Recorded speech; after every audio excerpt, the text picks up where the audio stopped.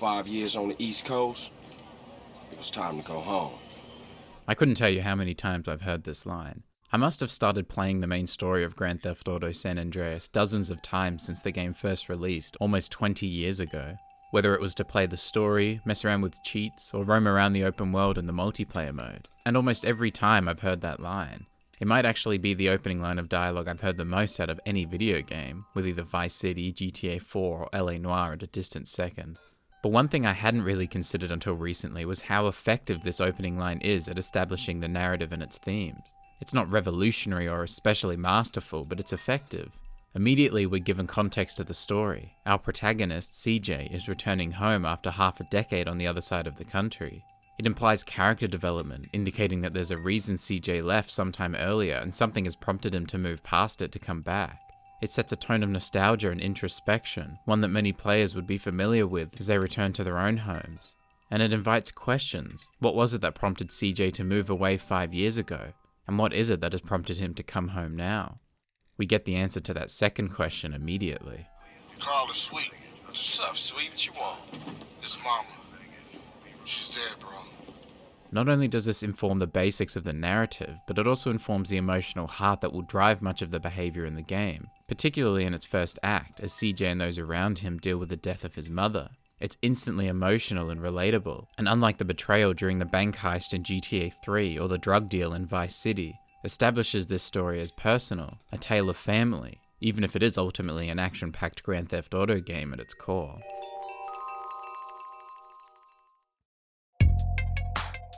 Within 30 seconds of the game starting, we're introduced to its antagonists, Crash, a group of corrupt police officers.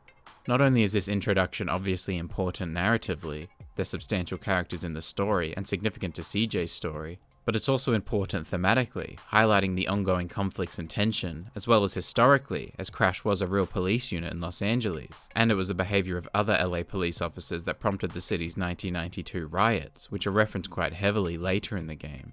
The officers' corruption in the game is also made immediately clear, reinforced by their unfounded claims of CJ's money being drug money, and threats to frame him for the murder of a police officer, which comes up again later as they use that threat to force him to work for them.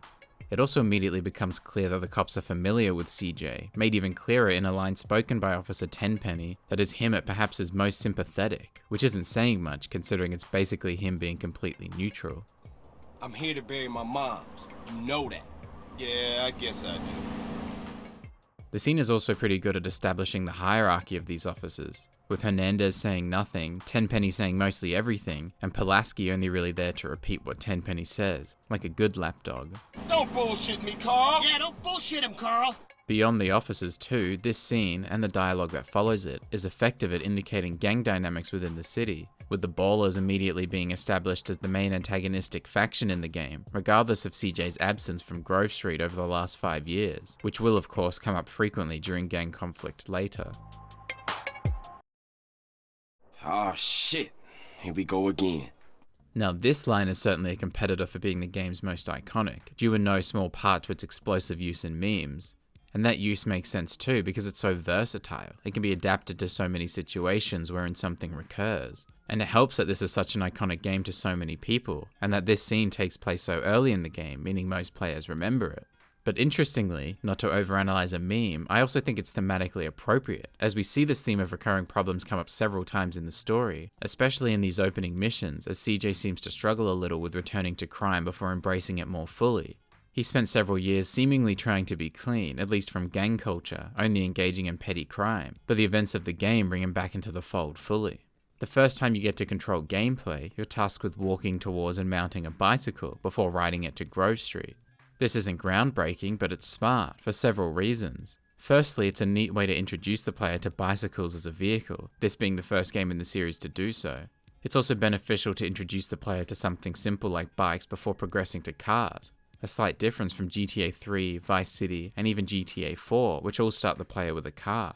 I think this is a clever reflection of CJ's status at this point in the story too. He has no belongings, very little money, and is forced to steal a bicycle while stuck in enemy territory. As will become clear as the game progresses, he truly does start from the bottom and is forced to make his way up the ladder to survive and progress. I think reintroducing CJ to the city of Los Santos, setting up the narrative so he's returning after being gone for half a decade, is also clever and effective. It ensures the player doesn't feel immediately alienated, since it makes sense to reintroduce CJ to several things. If you knew everything that was going on, we might feel a little left out while exploring the city and re-ingratiating ourselves with the gang. Grove Street. Home. At least it was before I fucked everything up. Another incredibly iconic line, not least of all because it's the first line of scripted dialogue players hear if they skip the opening cutscene, which I'm sure many do on subsequent playthroughs just to be able to freely roam and save the game. It really speaks to CJ's mindset too, making us aware of the guilt he feels for messing up 5 years earlier and alienating himself from his home and his family. And of course, it immediately positions Grove Street as home, and the leading lines towards the cul-de-sac, plus the bridge helping to frame the houses as the center of the player's focus, are a great way of building anticipation to what's at the other end. CJ's guilt, regret, and upset are immediately reflected in his reactions to seeing his family home empty.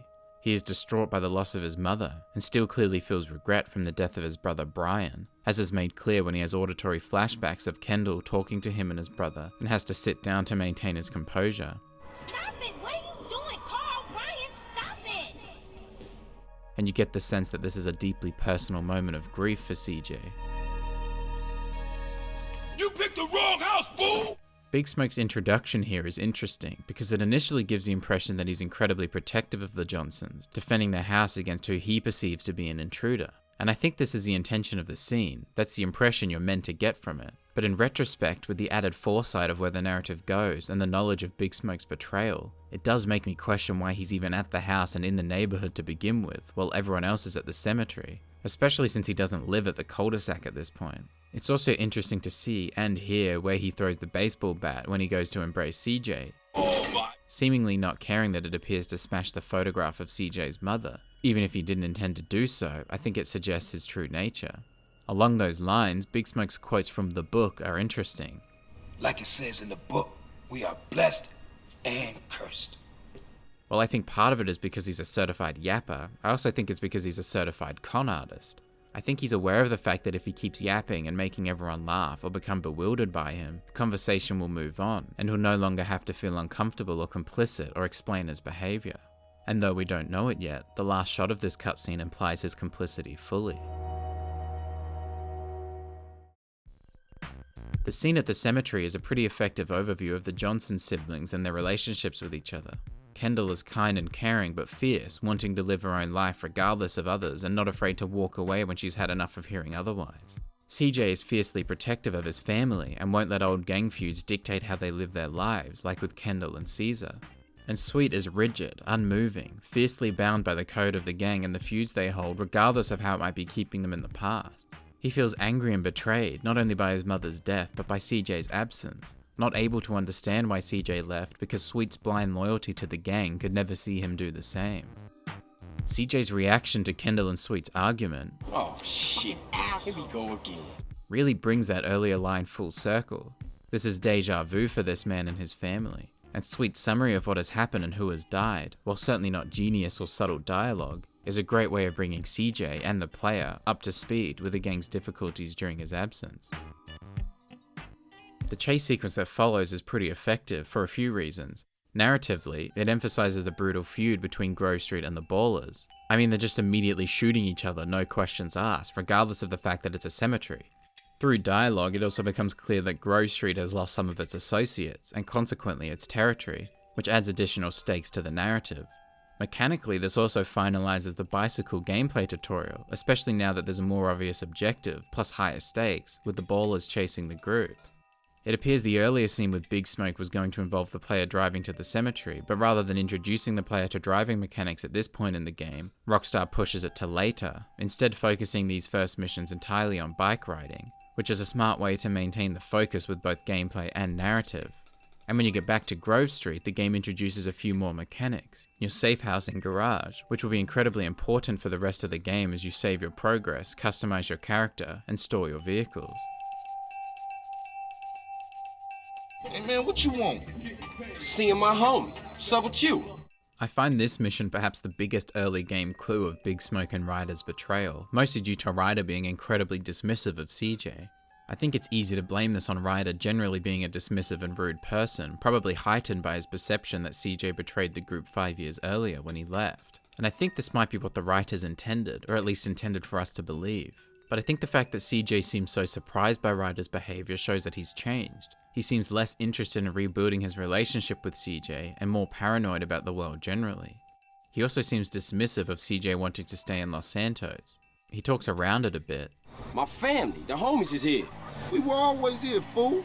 But I think there's a reason he doesn't want CJ around anymore. His plans with Big Smoke are a lot harder to execute with CJ present. Beyond that, this is a fairly standard but effective tutorial mission, introducing the player to the concept of barbershops and fast food, both in interesting ways to keep them in line with the narrative. I always found the barbershop a personal experience, since CJ and Ryder mention the barber, Reese, being there for some time, and he often makes comments about CJ's family. And the pizza store section is mostly ordinary, but Ryder's attempted robbery demonstrates his irresponsible, irrational, immature nature, which will certainly come up again in the story. I typically consider these missions, those named after the characters they introduce, the main opening of the game, establishing the basic facets of the narrative and gameplay, and I think they're all effective. But in classic Rockstar style, there are more gameplay and narrative elements to introduce, which is done over the course of several more missions that deepen character relationships and make the world feel more alive. The next mission introduces spray paint and tagging as a gameplay mechanic, weapon, and collectible, as well as the climbing mechanics, and it begins to deepen CJ and Sweet's relationship. There's still a lot of bickering, of course, but they start to open up somewhat, especially as Sweet acknowledges recent difficulties and gives CJ money.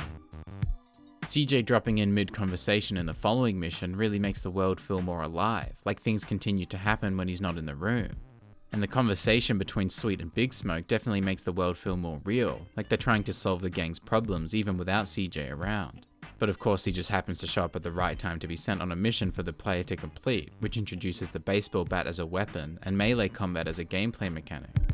Now the next mission is one of the game's most iconic, and for several good reasons. Mechanically it's fairly simple, only really introducing the concept of following a car to let the passengers shoot at it. Narratively though, I find it deeper than it lets on, as the gang discusses the death of CJ's mother. Especially touching is CJ and Sweet's interaction, as they acknowledge that, while they need to talk about it, it's not easy. Hey, sorry, bro. You know I gotta know about mine. I know, CJ, I know. I'm just trying not to think about it, all. This mission also gives some of the biggest clues to Big Smoke's betrayal. His dismissal of Ryder's theory about the perpetrators targeting Sweet.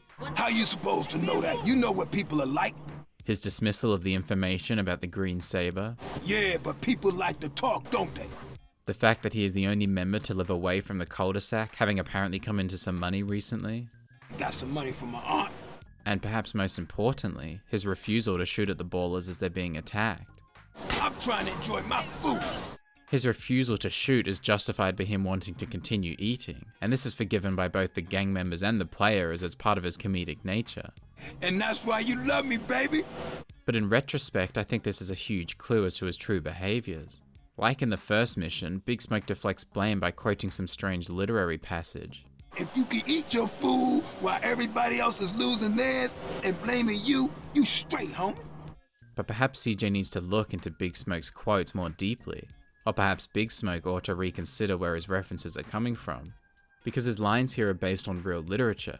The poem If by Rudyard Kipling, first published in 1910. Specifically, it seems to be a parody of the first two lines and the end of the very final one. If you can keep your head when all about you are losing theirs and blaming it on you, you'll be a man, my son.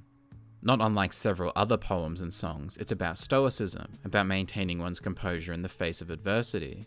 And in writing the poem, Kipling was inspired by Leander Starr Jameson, a British politician who in late 1895 led a botched raid against the South African Republic to overthrow the Boer government, which in part led to the Second Boer War several years later. Jameson's character was praised at the time, including by Kipling, who considered his demeanour in the face of adversity inspiring, a rousing example of manhood and stoicism. Today, however, Jameson's reputation is much lower. He has been deemed a Machiavellian imperialist operator, a symbol of the more aggressive aspects of British imperialism, and his raid regarded a fool's errand to raise a rebellion. Maybe Big Smoke is aware of the origins behind the poem and is more inspired by Kipling's view of Jameson, but maybe he ought to be more aware of the contemporary view of Jameson's character. an unscrupulous man leading a fool's errand that in part prompted a greater, more devastating conflict. Perhaps Big Smoke, in his quest for more money and more power, commanding a charge that leads to far more devastating consequences, was much the same.